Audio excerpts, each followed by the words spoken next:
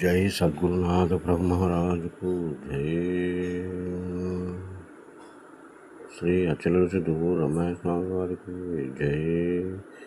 బృహద్వాసిష్ట సిద్ధాంత నిర్ధారులకు జై.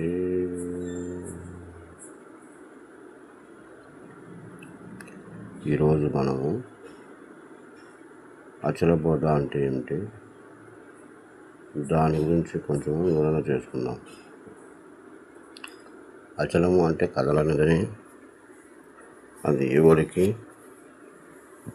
కనపడదని చాలామంది అనుమానం ఉంది. అచలము అంటే చూసేదానికి చాలా కష్టమని చెప్తారు. ఈ యొక్క అచల సిద్ధాంతాన్ని మనం ఏ విధంగా ముందు తీసుకోవాలంటే, అందరూ గురువు అనుగ్రహానికి పాత్రలై ప్రతి ఒక్కరూ ఈ సన్మార్గాన్ని ఎంచుకున్నప్పుడే నీ జన్మ రాహిత్యం అవుతుందని ప్రతి ఒక్క గురువు చెప్తా ఉన్నారు.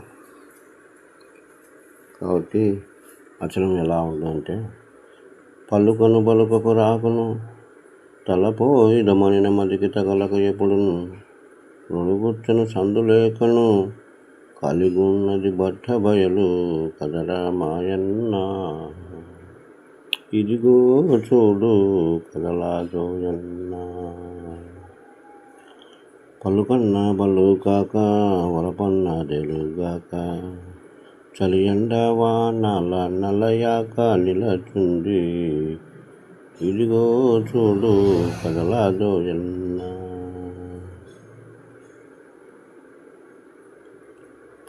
అని చెప్తా ఉన్నారు ఇక్కడ గురుదేవులు. పలుకన పలుకక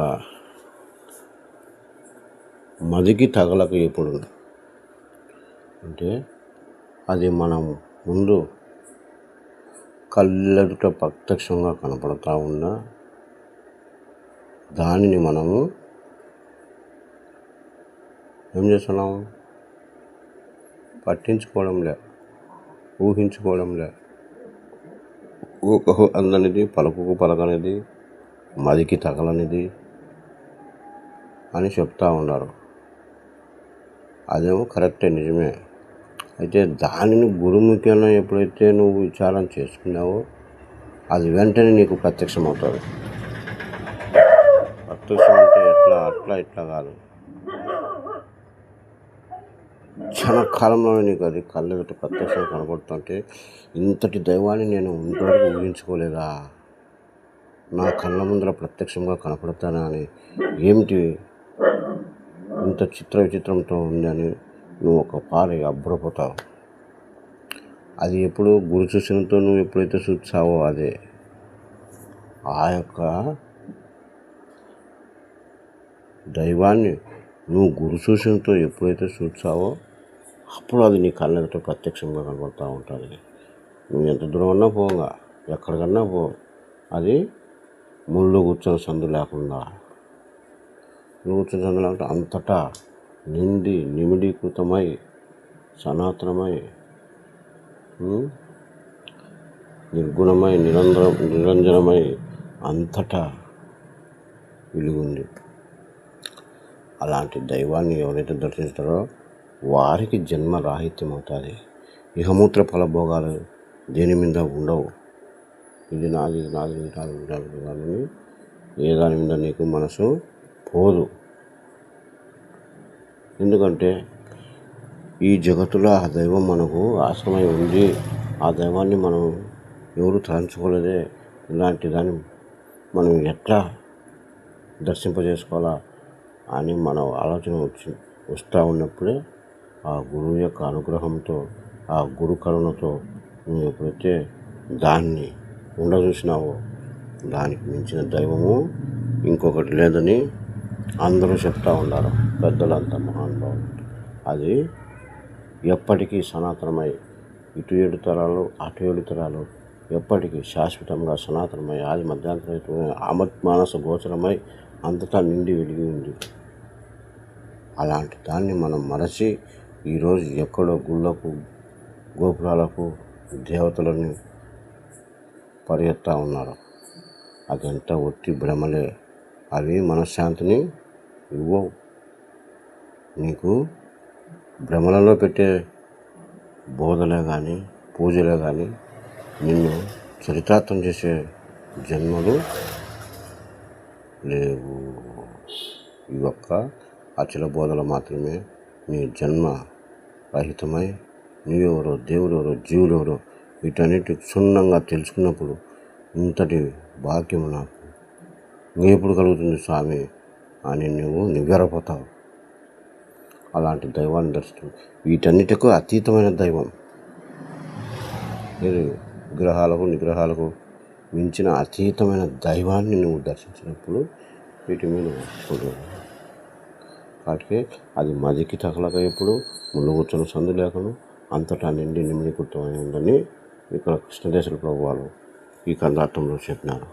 అది తలంచుదామంటే తలంచేది కాదు. చలికి కానీ ఎండకు కానీ వానకు కానీ అది వణికేది కాదు. ఎండకు ఎండేది కాదు. చలికి భయపడేది కాదు. ముళ్ళు కూర్చొని సందు లేకపోతే అంతా నిండి ఉంది అని దానికి ఎలాంటి జడుపు కానీ భయం కానీ భావం కానీ ఏది దానికి అంటవు అని ఇక్కడ మనము ఈ కందార్థం ద్వారా తెలుసుకున్నాం. అలాగే ఇంకొకటి ఆ దైవాన్ని దర్శించాలంటే ఇంకొకటి కందార్థం కృష్ణ రచించారు. ఏమని సాధన సంపత్తి గల సాధకునుడు ఘోర సంసారములో బాధపడి చూడి. ఘోర సంసారం ఏ సంసారము? మనం చేసే సంసారం కాదు ఘోర సంసారం అంటే. ఆ యొక్క దైవానికి సంబంధించిన దైవాన్ని దర్శించాలని ఎన్నో గుళ్ళకు గోపురాలకు కాశీకి అన్ని ప్రయాణాలు చేసి విసిగెత్తిపోయినాడు. అది ఘోర సంసారం. ఆ సంసారంలో ఎక్కడ తిరిగినా దైవము అగ్గుపడలేదు.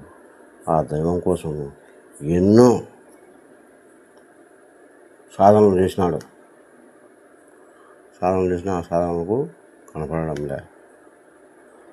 ఒక అచల గురువు చేరి ఆ యొక్క సాధనను తెలుసుకోవాలనే ఉద్దేశంతో ఆ యొక్క దైవాన్ని తెలుసుకోవాలనే ఉద్దేశంలో ఒక అచల గురువును చేరి ఆ గురువు దగ్గర పోయి అతని యొక్క సంశయాలను రహితపరచుకోవాలని సిద్ధపడి గురువుని చేరుతాడు. అది సాధన సంపత్తి గల సాధకునుడు ఘోర సంసారంలో తన యొక్క బాధను వెళ్ళిపుచ్చుకుంటాడు. కాబట్టి ఇలాంటి కందార్థాలు వింటే ఎంతో మన హృదయాన్ని చెల్లింపజేస్తాయి. అలాంటి కృష్ణదేశుల వాళ్ళు ఈ బోధన అందించాలంటే అందరికీ ఎదజల్లిన అంటే అది ఎన్నో జన్మల ఫల విశేషం. ప్రతి ఒక్కరూ దీనిని అలవాటు చేసుకొని దేవుడెవరో జీవులెవరో తెలుసుకొని జీవన్ముక్తులు అవుతారని కోరుకుంటూ సెలవు తీసుకుంటున్నాం. జై సద్గురునాథ ప్రమరాజుకు జై. శ్రీ అచల విశుద్ధు రమణేశ్వర వారికి జై. ఓం సద్గురు శరణం భవభయ హరణ. సద్గురు శరణం భవభయ హరణ.